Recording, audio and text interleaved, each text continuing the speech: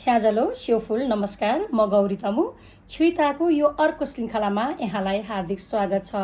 मैले यो बसाइमा विशेष गरी तमु गुरुङ जातिले लेख्नुभएको तमुहरूको पेतालुता संस्कार र संस्कृतिसँग सम्बन्धित विभिन्न पुस्तकहरूलाई तपाईहरुमा साझा गर्दै आइरहेको छु।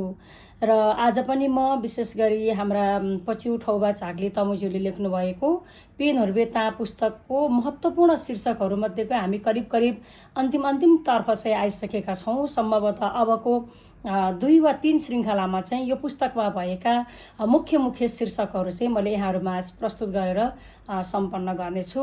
आजको बसाइमा पनि म उहाँले लेख्नु भएको शीर्षकहरु मध्ये जस्तो हामीले श्रृङ्खला 2 मा कुरा गरेका थियौं, तमु जातिको उत्पत्तिको कुरा गर्दाखेरि जुन करगली घ्याला शीर्षक थियो, त्यो करगली घ्याला शीर्षकमा चाहिँ 3 वटा जुन प्राणीहरूले चाहिँ गुरुङ जातिको चाहिँ उत्पत्तिको कुरा गर्दा ती 3 वटा पुर्खाहरूको कुरा आउँछ। जस्तो अपकहरु पछिउ अपकहरु हो रे, र त्यसैगरी हाम्रो चाहिँ करगली घ्याला गरेर हामीले करगली घ्यालाको बारेमा 2 वटा श्रृङ्खलामा सुरुवातकै श्रृङ्खलाहरुमा सुनिसकेका छौं भने विशेष गरी अपकहरु पछिउ उहाँ चाहिँ को हुनुहुन्छ त भन्ने बारेमा चाहिँ आजको बसाइमा तपाईले थाहा पाउनुहुनेछ।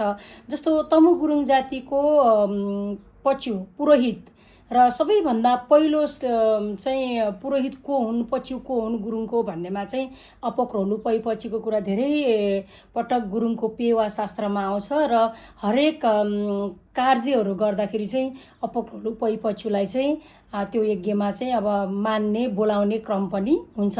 आउनुस् अब आज हामी अपकहरु पछिको बारेमा लेखकले लेख्नु भएको यो शीर्षक पेज नम्बर 5 मा उहाँले के लेख्नु भएको छ भन्ने बारेमा उहाँले लेख्नुभएका पुस्तकका शब्दहरू वाक्यहरूलाई नै म यहाँहरुमा राख्दै छु। उहाँ लेख्नुहुन्छ, आदिम मानिस सृष्टिकालमा मानिसको रूप भएका 3 वटा जीवित प्राणीहरू मध्ये अपकहरु पछिउ पनि एक हुनुहुन्थ्यो र अपकहरु पछिको बारेमा चाहिँ म यहाँहरुमा छोटकरीमा प्रस्तुत गर्न गइरहेको छु। अपकहरु पछिउ नै तमु जातिको पेतालुताका प्रवर्तक हुन् भनेर उहाँले लेख्नु भएको छ। उहाँ एकदमै शक्तिशाली हुनुहुन्थ्यो, उहाँले जे बोल्यो त्यही पुग्ने किसिमका चाहिँ कुराहरू उहाँले यहाँ लेख्नु भएको छ र तन्त्र मन्त्र यन्त्रमा पनि अपकहरु पछि चाहिँ उत्तिकै चाहिँ ज्ञान भएको हुनुहुन्थ्यो, व्यक्ति हुनुहुन्थ्यो। रचना गर्नुपर्ने कुराहरू जस्तै ज्योतिष शास्त्रहरू, तमु जातिको ज्योतिष शास्त्रहरू समेत उनै अपकहरु पछिउले के रे सुरुवात गर्नुभएको हो, रचना गर्नुभएको हो भनेर लेखकले लेख्नु भएको छ। जहाँ गाउँका सबै थरीका मानिसहरूलाई माया गर्ने आफ्नो विद्या चाहिँ ज्ञानले त्यो आफू बसेको ठाउँको मोकु थाकु हारीकु ढिकु चैकु अर्थात् यसलाई चाहिँ नेपाली भाषामा भन्दाखेरि भूत प्रेत छेत भेद जोरी बैरी रा-रे मोह चाहिँ जस्ता अदृश्य शक्तिहरूलाई आफ्नो बाचा र शक्तिभित्र राख्न सक्ने शक्तिशाली चाहिँ गुरु वा पुरोहित चाहिँ हुनुहुन्थ्यो को त अपकहरु पछिउ। र त्यसकारण भूत प्रेत छेत त्यसैगरी भेद छेद जैरी बैरी रा-रे मोह चाहिँले चाहिँ त्यो समयमा त्यो ठाउँमा अरु केही गर्न सक्थेनन्, दुःख दिन्थेनन् भनेर यहाँ लेखकले लेख्नु भएको छ। उहाँले आफूमा भएको तन्त्र मन्त्र पेतालुता संस्कार संस्कृति सर्वज्ञान सिक्न चाहने व्यक्तिहरूलाई पनि सिकाउनुहुन्थ्यो भनेर उहाँले दोस्रो अनुच्छेदमा लेख्नु भएको छ। लेखक अझै अगाडि लेख्नुहुन्छ, एक दिन चाहिँ 9 जना केटाहरूले विशेष गरी तन्त्र मन्त्र पेतालुता संस्कार संस्कृतिहरू सिक्ने कोसिस गरे। त्यस पछाडि चाहिँ एउटा राम्रो दिन विचार गरेर चाहिँ अपकहरु पछिउले ती चेलाहरूलाई चाहिँ त्यो विद्या चाहिँ सिकाउन थाल्नुभयो। तिस्याकु प्लोबाकु छेवाकु प्रेप्रे छैने कुरे केमैना आस्यामा लोसी टिमा आरामा पेसी टिमा थल्बा तेसी टिमा टिबा योसी टिमा। यो चाहिँ अब चौक्युई गुरुङहरूको शास्त्रीय भाषा। सेवदे पहिले रबदे पहिले म्लोबु किबु छलवादे पहिले अर्थात् यसरी नै 9 जना चेलाहरूलाई चाहिँ अपकहरु पछिउले विद्या सिकाउनु भएको थियो। आफ्नो चेलाहरूलाई सिकेको विद्या राम्रोसँग आर्जन गर्न सकेकोमा उहाँ अपकहरु पछिउ निकै खुसी हुनुहुन्थ्यो। त्यस पछाडि चेलाहरूले ज्ञान त लिए, सम्पूर्ण ज्ञान चाहिँ तर जानिसकेका थिएनन्। तर ती चेलाहरूले चाहिँ सम्पूर्ण ज्ञान नजाने पनि उनीहरुमा चाहिँ अब बिस्तारै के हुन थाल्यो भने एउटा लोभ घमण्ड र आफ्नो गुरुमाथि नै उनीहरूले पाप चिताउन थाले। त्यस पछाडि उनीहरूले के भने काम जति हामीले गर्नुपर्ने अनि मान सम्मान चाहिँ सबै अपकहरू पछिले मात्रै पाउने भनेर उनीहरूले चाहिँ अब चाहिँ त्यो अपकहरू पैको पछि नहिँड्ने भनेर उनीहरूले अब चाहिँ त्यहाँ षड्यन्त्र गर्न थाले र उनले गरेको षड्यन्त्र ती 9 जना चेलाहरूले गरेको षड्यन्त्र चाहिँ अब अपकहरू पछि चाहिँ एकदमै शक्तिशाली हुनुहुन्थ्यो, सर्वज्ञानी हुनुहुन्थ्यो, जहाँ जसले जे गरे पनि थाहा पाउनुहुन्थ्यो भनेर यहाँ लेखकले लेख्नुभएको छ। त्यो कुरा चाहिँ अपकहरू पछिले थाहा पाउनुभयो र उहाँ चाहिँ आफ्नो चेलाहरूले आफूलाई अपमान हेला गरेपछि गुरुले चाहिँ त्यहाँ खप्न नसकेर चाहिँ ngटिबै टो ngटिबै स्यो फोटिबै टो फोटिबै स्यो अर्थात् आफू बसेको ठाउँ त्यसै गरी आफूले शिकार खेल्ने ठाउँहरू सबैलाई छोडेर उहाँ चाहिँ अब तल क्रोनासा गुरुङहरूको पेयमा शास्त्रमा चाहिँ क्रोनासाको धेरै पटक कुराहरू आउँछ। क्रोनासामा चाहिँ उहाँ जानुभयो र क्रोनासा भन्नाले तपाईँले पातललाई सम्झिनु भनेर यहाँ लेखकले कोष्टकमा चाहिँ लेख्नुभएको छ। त्यसरी निर्णय गरेर चाहिँ अब चाहिँ अपक्रोलु पछि चाहिँ पातलमा गइसक्नु भएपछि पछि चाहिँ त्यहाँका सबै सर्वसाधारणहरूले थाहा पाए।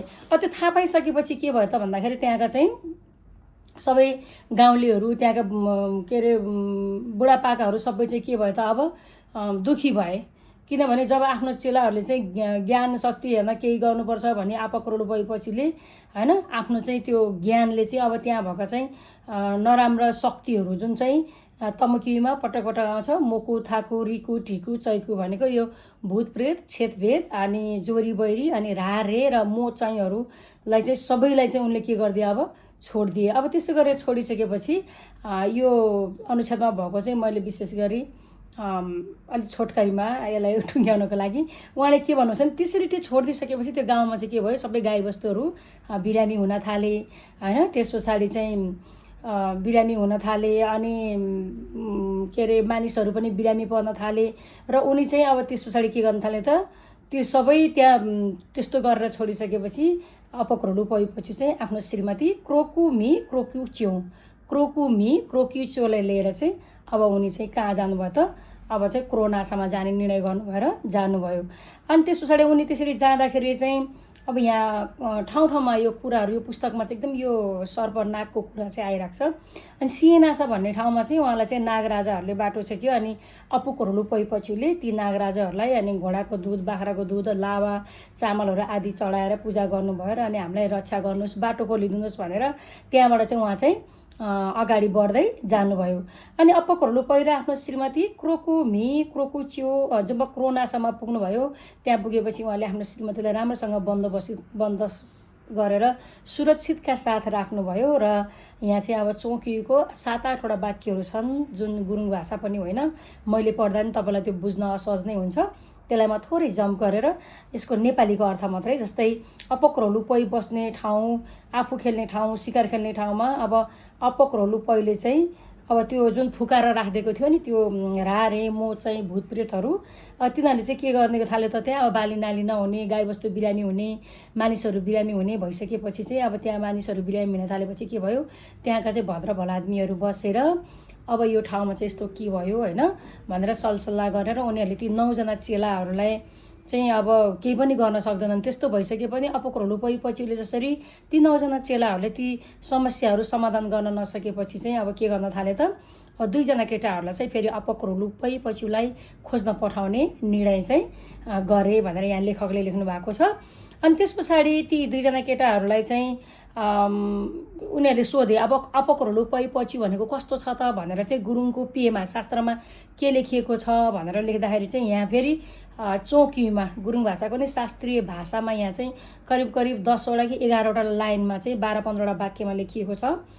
त्यसलाई चाहिँ म तपाईँको नेपालीमा लेखिएकोलाई मात्रै यहाँ प्रस्तुत गर्दैछु। उहाँ लेख्नुहुन्छ, टाउकोमा डाँफेको प्वाख लगाएर टाउको खिएको छ त्यहाँ हेर्नु, शास्त्र संस्कृतिहरू सिकाएर जिब्रो खिएको छ त्यहाँ हेर्नु, माला लगाएर छाती खिएको छ त्यहाँ हेर्नु, हातले ढ्याङ्ग्रो बजाएर हात खिएको छ त्यहाँ हेर्नु, घलेक लगाएर ढाड खिएको छ त्यहाँ हेर्नु, रहले लगाएर ढाड खिएको छ त्यहाँ हेर्नु भनेर सिकाउनु भयो। र तिमीहरू त्यहाँ जाँदा चाहिँ सुरुमा चाहिँ अपक्रोलु पछिलाई के गर्नु पर्यो, तिमीहरूले धुप जाँड र मर्चा चाहिँ लिएर जानु भनेर चाहिँ गाउँका चाहिँ बुढापाकाहरूले ती 2 जना केटाहरूलाई सिकाए।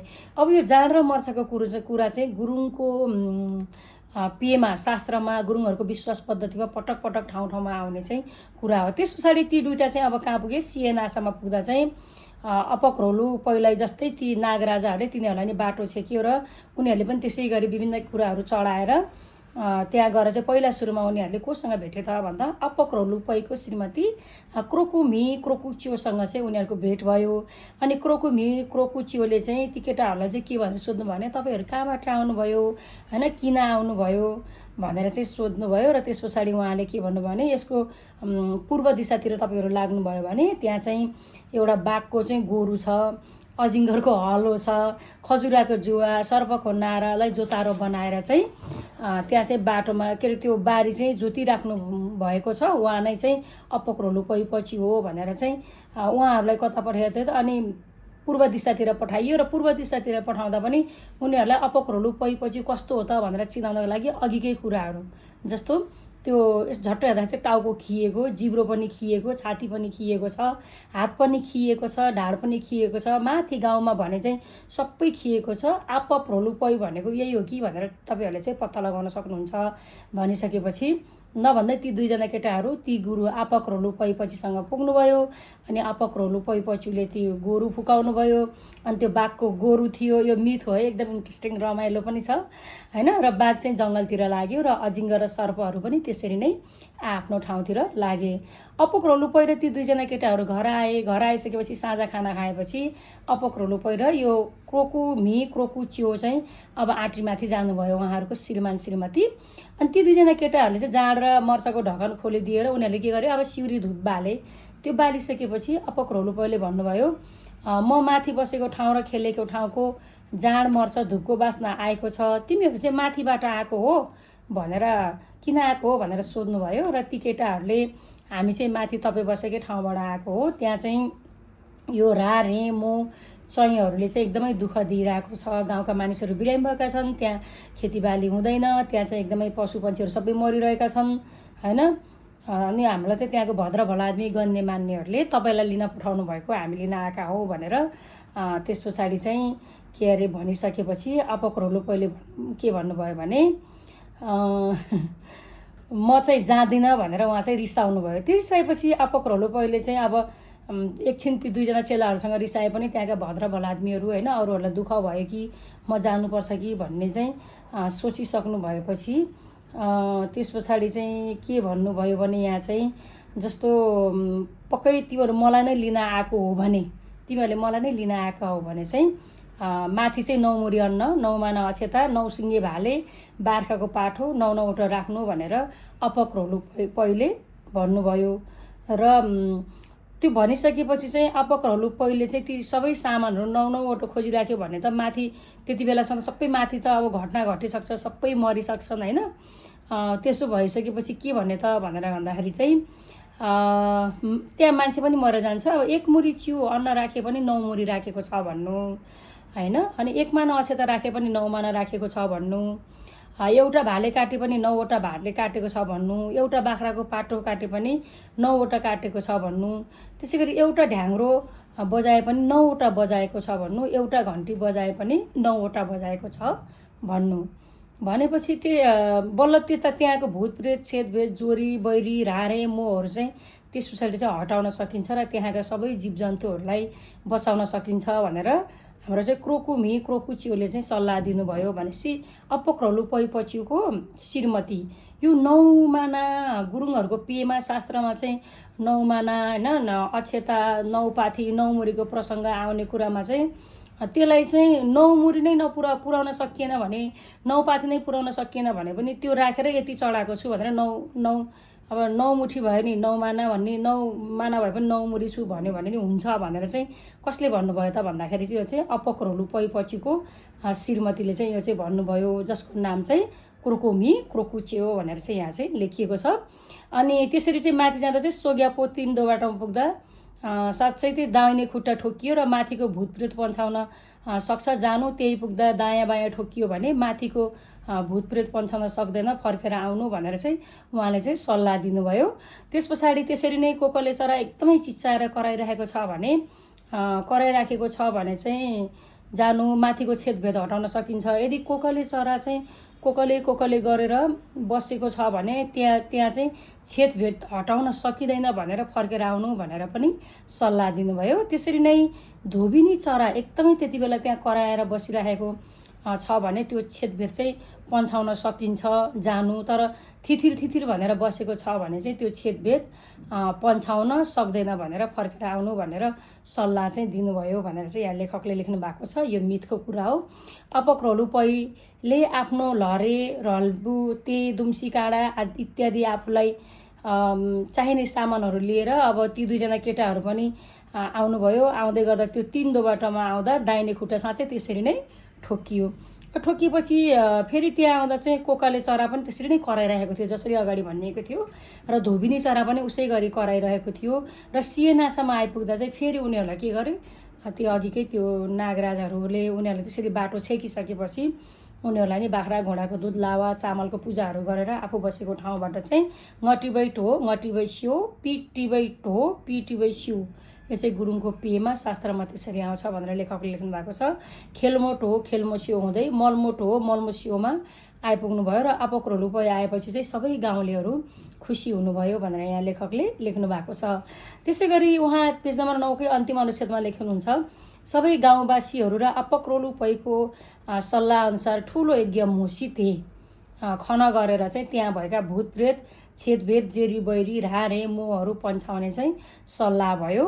सल्लाह अनुसार अपक्रोलु पैले आफूलाई चाहिने सामानहरू सबै पायो, तर उनले त्यति बेला बलि पाउन सकेनन्, भोग पाउन सकेन र बलि खोजेर आऊ भने त्यहाँको मुखियाको दाइलाई थु खोज्न पठाउनु भयो। र पहिलो दिनमा चाहिँ त्यो थु बलिको लागि अब केही पाइएन, त्यो खोज्न जाँदा चाहिँ उनीहरूले एउटा चाहिँ मान्छे जस्तै देखे, त्यहाँ अरू केही पनि नदेखिसकेपछि दोस्रो दिनमा त्यहाँ जाँदाखेरि चाहिँ त्यो चाहिँ मान्छे जस्तो होइन जनावर जस्तो देखियो, चिन्न चाहिँ तर सकिएन भनेर यहाँ लेख्नुभएको छ। तेस्रो दिनमा हेर्न जाँदा सिङ पनि आएको, पुच्छर पनि छ, त्यसै गरी घाँस पनि खाएर बसेको छ। के चिज हो, गोरु जस्तो भएर बसेको रहेछ। त्यो गोरु केही छिनमा पछि पुरै बाख्राको रूप लिएर जङ्गलमा चरिरहेको देखियो र त्यो बाख्रालाई कसै गरी त्यो समाउन सकिएन। जब त्यो नाङ्लोमा नुन हालेर दिँदा चाहिँ नाङ्लोमा त्यो बाख्राले 1-2 गरेर चाटेर जब 9 चोटिसम्म उसले चाट्ने बेलामा चाहिँ त्यो बाख्रालाई चाहिँ समातेर ल्याउन सफल भयो भनेर चाहिँ यहाँ लेखकले लेख्नु भएको छ। अहिले हामी अपक्रोलु पै पछ्यु शीर्षकमै छौँ। पेनहरू बेता पुस्तकमा पछ्यु ठौबा झाक्ली तमुज्यूले लेख्नु भएको पुस्तक। त्यसै गरी अपक्रोलु पैले आफ्नो ढ्याङ्ग्रो अथवा गजाको लट्ठीले चाहिँ अब त्यो जनावरलाई चाहिँ हानिसकेपछि चाहिँ त्यो चाहिँ तारे भएछ, अनि ढाडमा हान्दा चाहिँ त्यो सिन्द्रे र छातीमा हान्दा चाहिँ ओदे भयो, रौँमा हान्दा पुतले भयो र पुच्छरमा हान्दा त्यो के भयो त चौरे भयो, खुट्टामा हान्दा चाहिँ कलाने भयो।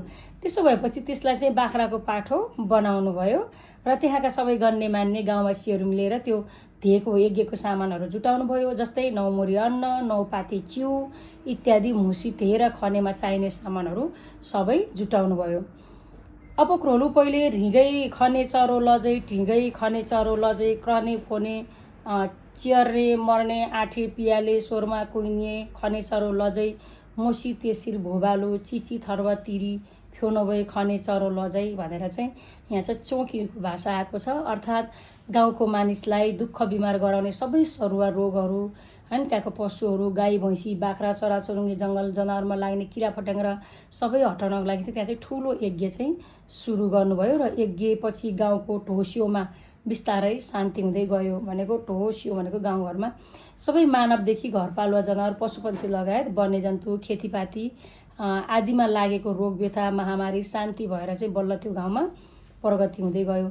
आफू बसेको ठाउँ ढोस्योमा भएको भूतप्रेत छेदभेद जोरी बैरी रा रे मो चाहिँ आदिबाट मुक्त भई बिस्तारै त्यहाँका चाहिँ मानिस लगायत पशुपन्छीहरूको सङ्ख्यामा वृद्धि भयो र किसानमा लागेका किरा फट्याङ्ग्रा आदिको निर्मूल हुँदै गएपछि पहिलाको जस्तै त्यो गाउँ चाहिँ के भयो, शान्ति भयो, सुख भयो। र अपक्रोलु पैको पछ्युमा चाहिँ अपक्रोलु पछ्युको पेमा चाहिँ यो सम्पूर्ण कुराहरू चाहिँ त्यहाँ उल्लेख गरेको छ।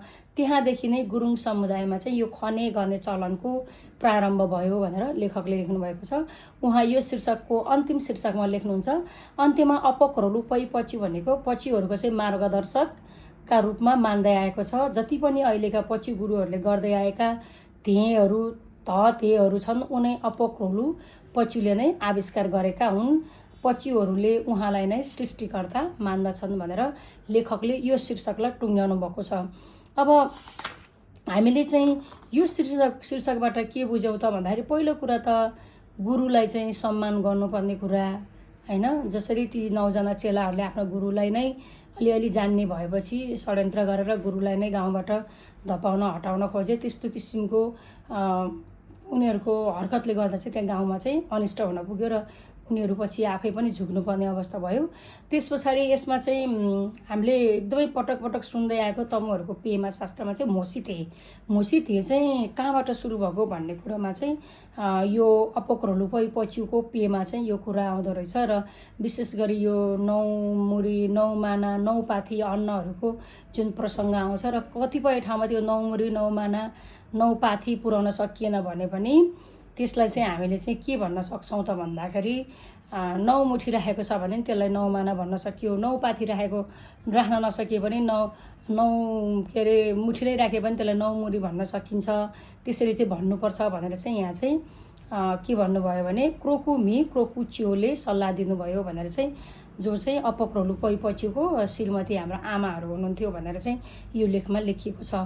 तपाईले छिताको यो बसाइमा आज अपक्रोलु पछिउ शीर्षकका यी भनाइहरू यी मिथहरू सुन्नुभयो। तपाईलाई यो श्रृङ्खला कस्तो लागिरहेको छ गौरी तमु फेसबुकमा फलो, त्यसैगरी युट्युबमा कमेन्टहरू सुझावहरू पनि छोड्दै गर्नुहोला। तपाईले यो बसाइबाट पक्कै पनि तमु गुरुङ जाति सम्बन्धी के कुरा, तमुको पेतालुता संस्कार संस्कृतिसँग सम्बन्धित, त्यसैगरी गुरुङहरूको विश्वास पद्धति हैन, हाम्रो पेको बारेमा केही न केही कुराहरू भए पनि जान्न बुझ्न पक्कै पनि सक्नुभयो होला भन्ने अपेक्षा गरेको छु। आजको बसाइबाट म गौरी तमु पनि बिदा हुन्छु। हस्त नमस्कार ग्यासाजी।